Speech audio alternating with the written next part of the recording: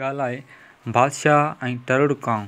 हिकिड़ो बादशाह त ख़ुदा पाण आहे, पर हीउ ज़माने जो बादशाह हो। हिन जो हुकुम माण्हुनि खां सवाइ पखी पोखण, जीत जणे, देवनि ऐं परियुनि ऐं जिननि ते बि हलंदो हो।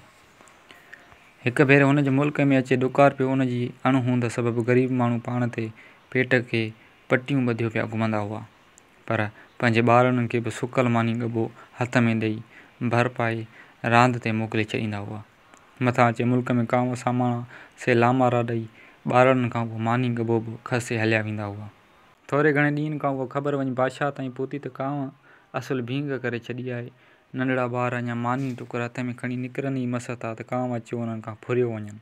सो बादशाह हुकुम कयो त सभई कांव अचे मूं वटि हाज़िर थियनि। जॾहिं सभई कांव अची हाज़िर थिया तॾहिं बादशाह उन्हनि खे चयो त अव्हां हीउ कहिड़ो ज़ुल्म पिया ॿारनि सां कयो आहे।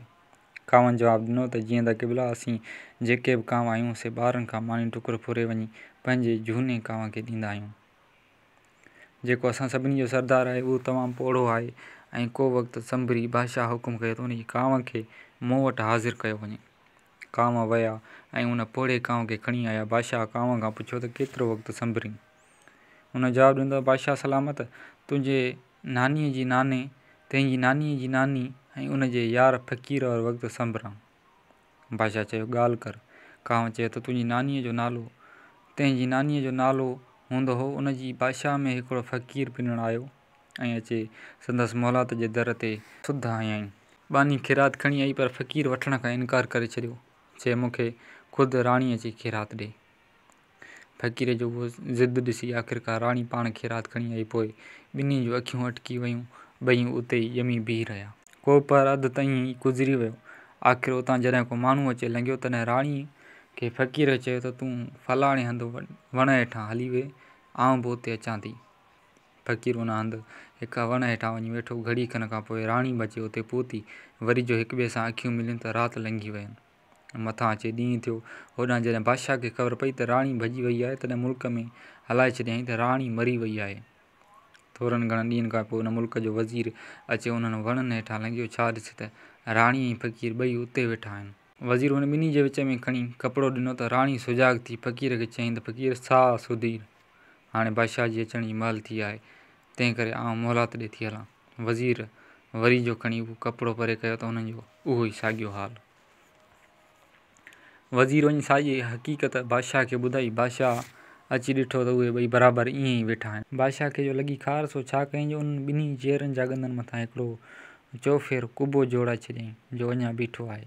बादशाह पोड़े कांव खे चयो त तूं उहो कुबो मूंखे ॾेखारींदे। कांव चयो त हाओ साईं, पर मूं में उॾामण जी ताक़त कान्हे।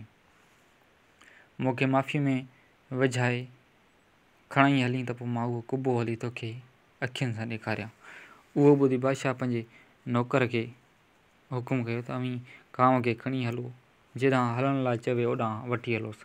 आख़िर उहे सभु अची हिकिड़े कुबे वटि पहुता, पर कुबो हो चौधारी बंदि। सो बादशाह हुकुम ॾिनो त कुबे में सोराख़ कयो वञे। जॾहिं कांव उहा ॻाल्हि ॿुधी तॾहिं अची ॾकिणी वरितसि। नेठि कुबे जो सोराख़ कयो वियो, पर उन में अंदरि त के बि कीन न हो। तॾहिं बादशाह हुकुम कयो त हिन टरुड़ कांव खे झले सोराख़ मां अंदरि उछलाए वराए कुबो लुंभी छॾियो। वीह रुॻो परावा टुकर खाई ॼाणे ऐं कूड़ घड़ियो ॿ ॿुधायो सभिनी खे ॼमायो वेठो आहे। ॿिनि कांवनि जो पंहिंजे सरदार जो हीउ हाल ॾिठो, सो ज़ोरीअ ॿारनि खां टुकर फुरण जी अॻिते लाइ तौबह कयऊं। हाणे कांव रुॻो परे खां वेही ॿारनि जा टुकर तकींदा आहिनि, सो बि तॾहिं जॾहिं ॿार बेख़्याल हूंदा आहिनि। धणीअ जी कुदरत अहिड़ी थी जो कांवनि खां जो उतां जी माण्हुनि जी हीअं जिंद छुटी, सो चौधारी मुल्क में सुकार थी विया ऐं सभु माण्हू पंहिंजे बादशाह खे ॾींहं राति दुआऊं करण लॻा।